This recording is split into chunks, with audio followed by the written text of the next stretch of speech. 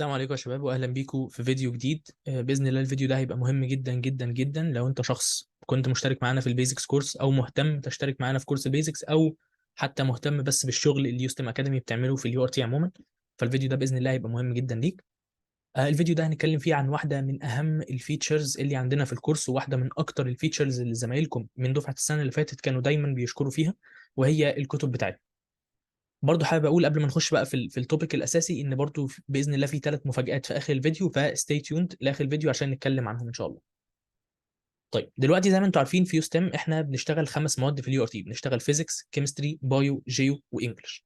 فعشان كده واحنا بنعمل كتب احنا قسمناهم لكتابين، كتاب سميناه ذا التيميت جايد تو يو ار تي بتاع الساينس، والكتاب الثاني ذا التيميت جايد تو ار تي بس موجود فيه الانجليش فقط.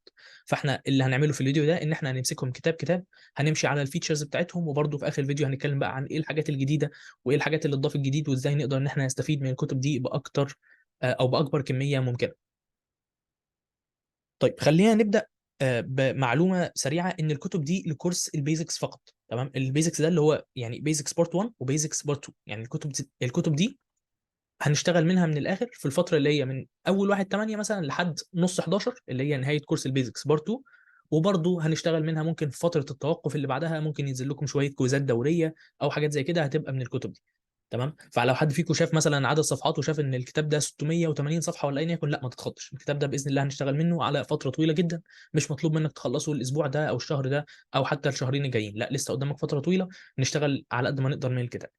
دي اول نقطه، ان الكتاب ده لكورس البيزكس فقط، وباذن الله كل كورس بعد كده يعني مثلا كورس الفولو اب او الفاينل ريفيجن كل كورس بيبقى ليه الكتب المنفصله بتاعته. طيب خلينا زي ما قلنا هنمسكهم كتاب كتاب، ونبدا باول حاجه معانا وهي او هو طبعا كتاب الساينس.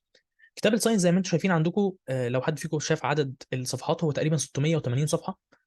الكتاب زي ما قلنا فيه 4 مواد، فيه الكيمستري، الفيزيكس، الجيو، والبايو. وزي ما انتم شايفين هو متقسم بطريقه انترستنج شويه، ان احنا مثلا عندنا بدانا بالكيمستري. قلنا احنا مش هنحط الكيمستري كده كلها على طول، جبنا ال3 انواع بتاعه القطع الاساسيه اللي احنا هنتكلم عنهم في الكورس، اللي هم الداتا ريبريزنتيشن، الريسيرش سمري، والكونفليكتنج، وقسمناهم بالطريقه دي. فيبقى انا معايا في اول جزء خالص ده جزء الكيمستري فقط، متقسم فيه القطع على اساس نوعها، يعني شويه قطع كيمستري داتا ريبريزنتيشن في الاول، بعدين ريسيرش سمري، بعدين كونفليكتنج فيو بوينتس. نفس الكلام في الفيزيكس، نفس الكلام في الجيو، ونفس الكلام في البايو.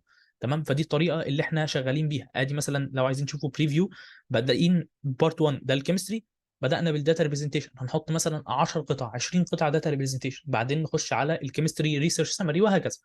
تمام، فدي الطريقه اللي الكتاب استراكشرد بيها. الكتاب زي ما قلنا في 4 مواد في حوالي 200 قطعه، ممكن اقل شويه يعني، بس تقريبا لو هنقربهم هنقول ان الكتاب فيه 200 قطعه، وزي ما انتم شايفين 700 صفحه، فهو كتاب كبير جدا جدا جدا. وزي ما قلنا انت مش محتاج تشتغلوا في فتره البيزكس بس، لا احنا باذن الله معانا فتره طويله نشتغل فيه براحتنا. احنا مجمعين القطع اللي في الكتاب دي منين؟ القطع اللي في الكتاب دي متجمعه من اهم ريسورس عندنا في اليو ار تي ساينس، والكلام ده كنا اتكلمنا عنه اكتر في سيشن الانترودكشن بتاعتنا اللي اوريدي موجوده على اليوتيوب. لو حد منكم ما شافهاش يقدر يرجع ويشوفها. اتكلمنا عن الكلام ده في سيشن الانترودكشن، وقلنا ان اهم سورس اليو ار تي ساينس هو طبعا الاي سي تي، واهم مكان بنحل منه اي سي تي هو موقع اسمه كراك اي سي تي. فكل الويب سايتس دي او سوري كل القطع دي متجمعه من الويب سايت اللي هو كراك اي سي تي، كلها من قطع سواء مودلز اي سي تي او امتحانات اي سي تي سابقه، فكلها بنظام شبه جدا نظام الامتحان اللي احنا اللي باذن الله هيجي لنا في اخر السنه. تمام، ده كده بالنسبه لكتاب الساينس عندنا. بالنسبه للكتاب ده احنا هنستخدمه ازاي على مدار الكورس؟ فاحنا دلوقتي يا شباب معانا الكورس بتاعنا متقسم او السيشنز اللي فيه متقسمه لحاجتين، متقسمه المين سيشن وبعدين متقسمه ل ريكوردز. الريكوردز دي احنا بنحل فيها كويزز. فاللي بيحصل ان احنا بنبدا بمين سيشن نمبر 1. والحاجه اللي انا عايز اكد عليها هنا ان الكتاب ده مش هو الحاجه الاساسيه اللي بنشتغل منها. احنا معانا برضو بي دي افس للشرح، بس طبعا دي يعني احنا مش هنعمل لها بريفيو هنا، الفيديو ده للكتب فقط. فاحنا بيبقى معانا بي دي افس بنشرح منها. شرحنا مثلا في اول سيشن ساينس كونسبت كذا، بعدين اثناء السيشن هنبدا ان احنا نطبق على الكونسبت ده طبعا من الكتاب بتاعنا. فهنا بيجي طبعا اول دور للكتاب ان هو مجمع القطع كلها في مكان واحد، فالموضوع منظم جدا. اقدر اقول مثلا يلا كله يفتح مثلا باسج 3 في الريسيرش سمري كيمستري في صفحه كذا. تمام، فالموضوع كله منظم، كلنا اون ذا سيم بيج، كلنا نقدر يعني نوصل للقطع نفسها بسهوله، مفيش اي لخبطه. ف اللي بيحصل زي ما قلنا في السيشنز ان احنا بعد ما بنشرح الكونسبت الفلاني بنقول والله هنبدا نطبق عليه، هنحل باسج او 2 من الكتاب. وبعد ما نخلص السيشن بيبدا بعدها بيوم او ممكن بعدها بيومين بالكتير بينزل لكم كويز. الكويز ده بيبقى فيه مثلا قطعتين 3 4 على حسب الماده وعلى حسب الوقت نفسه، بس بينزل لكم كويز. الكويز ده بيبقى فيه برضو تدريب على السكيلز اللي اتشرحت اثناء السيشن نفسها. برضو الكويز ده القطع منه بتبقى منين؟ بتبقى برضو من الكتاب. فاللي مثلا عايز يبقى الكتاب مثلا معاه مطبوع وبيحل منه يقدر يعمل كده، اللي عايز يحل القطعه من الفورمات يقدر يعمل كده. ودي برضو واحده يعني من اهميات الكتاب. طيب ده بالنسبه لكتاب الساينس. خلينا نخش على الكتاب الثاني عندنا، واللي هو ذا التيميت جايد كيو ار تي الانجليش سيكشن. تمام، الكتاب بتاع الانجليش فقط. طبعا الكتاب اقصر بكتير جدا، زي ما انتم شايفين هو حوالي 120 صفحه بس، لان ده طبعا ماده واحده مش 4 مواد زي الكتاب بتاع الساينس. طيب الكتاب ده متقسم ازاي؟ او قبل حتى ما نقول متقسم ازاي، خلينا نقول هو احنا مجمعين القطع اللي في الكتاب ده منين. القطع اللي في الكتاب ده احنا مهتمين في كورس البيزكس عموما باثنين ويب سايتس اساسيين، لان الاثنين ويب سايتس دول مع بعضهم جاي منهم يمكن 5 قطع في امتحانات سابقه، وهو عموما النظام بتاعهم مشابه جدا لنظام القطع اللي بتيجي في الامتحانات. الاثنين ويب سايتس دول وكنا اتكلمنا عنهم في سيشن الانترودكشن للي حابب يرجع ويسمعها، اللي هم اسمهم انجلش فور ايفري ون وريد ثيري. الاثنين ويب سايتس دول هم اهم الويب سايتس واهم السورسز اللي احنا بنتدرب عليها في الاول. طبعا احنا معانا سورسز ثانيه هنتدرب منها بعدين، هنتدرب من توفل وهنحل من اي سي تي وكل الحاجات الجميله دي، ولكن حاليا في كورس البيزكس اللي احنا مهتمين بيه هم الاثنين ويب سايتس دول، انجلش فور ايفري ون وريد ثيري. فاحنا رحنا وجمعنا اهم القطع اللي في الاثنين ويب سايتس دول وجمعناهم في كتاب. طيب القطع في الكتاب ده متقسمه على اساس ايه؟ هقول لك ان هي متقسمه على اساس الصعوبه. الاثنين ويب سايتس دول فيهم فيتشر جميله جدا، ان هو بيديني القطعه وجنب كل قطعه بيقول لي دي مستوى صعوبتها كذا. يعني قطعه ممكن تبقى جريد 6، جريد 7، جريد 8، جريد 11، جريد 12 وهكذا. فاحنا مجمعين القطع كلها ومقسمينهم على اساس الجريد. يعني مثلا اول شويه معانا هم ده كده جريد 8، معانا مثلا 10 قطع على جريد 8 بنفس مستوى الصعوبه تقريبا، بعدين بنبدا نخش على جريد 9 وهكذا. طيب الكتاب ده هنستخدمه ازاي اثناء الكورس؟ برضه بنفس الطريقه اللي شرحناها في الساينس، اللي هو انا بيبقى معايا مين سيشن في الانجليش. المين سيشن دي اتكلمنا فيها عن توبيك اكس، شرحنا التوبيك ده وفهمناه وفهمنا السكيلز المتعلقه بيه.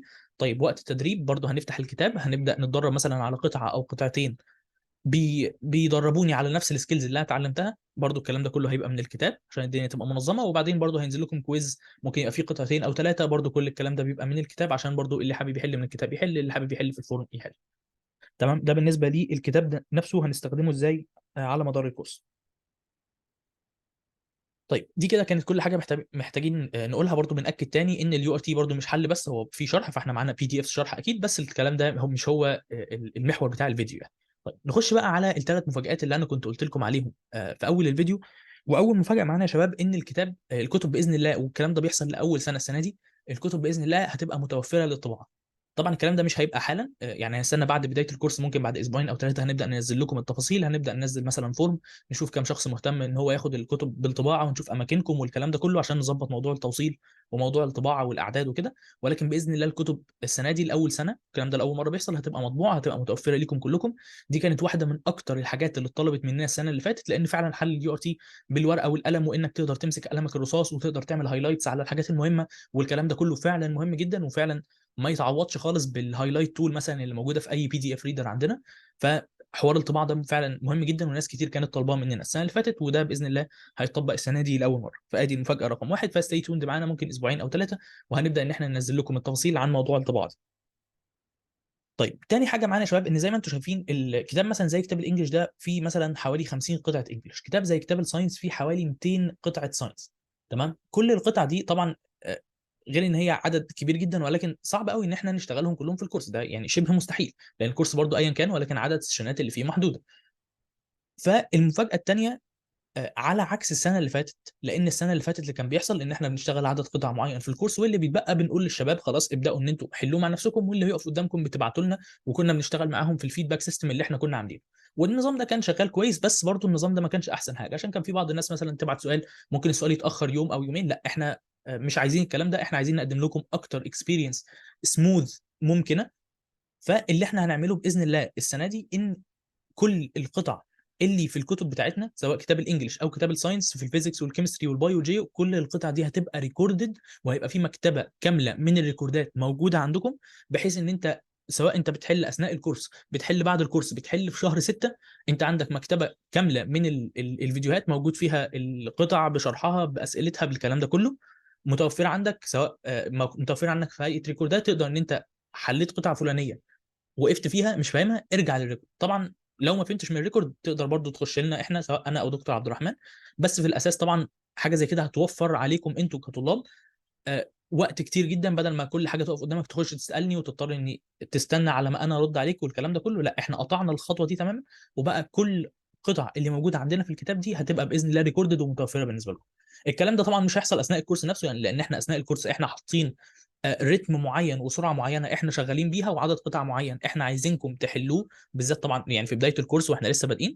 فاحنا زي ما قلنا عندنا نظام معين احنا هنبقى شغالين بيه اثناء الكورس، ولكن باذن الله من اول ما الكورس يبدا يعني من اول ما الكورس يخلص هنبدا بقى ننزل لكم التفاصيل والريكوردز دي تقدروا تاخدوها منين واللينكات بتاعتها وكل الكلام ده. فادي تاني مفاجاه عندنا، ان كل القطع اللي عندنا في الكتاب باذن الله هتبقى ريكورد. طيب، تالت مفاجاه ان باذن الله والكلام ده طبعا لفتره محدوده، فلازم يعني لو حد حابب يستغله فالوقت قصير، ولكن احنا عاملين خصم 20% بمناسبه طبعا نزول الكتاب خلاص، فاحنا عاملين خصم 20% على الاشتراك في الكورس. تمام. الخصم ده هيمتد من اول ما الفيديو ده يترفع لحد بدايه اول سيشن معانا في الكورس، اللي هي على فكره هتبقى في 1/8 باذن الله، اللي هو هيبقى يوم الخميس. فالعرض مستمر زي ما قلنا من اول حالا اهو لحد طبعا وقت يعني رفع الفيديو لحد باذن الله 1/8 خصم 20%. اللي حابب ياخده يستغله في الفتره دي. طبعا زي ما قلت الكورس بتاع البيزكس بتاعنا هيبدا باذن الله في 1/8.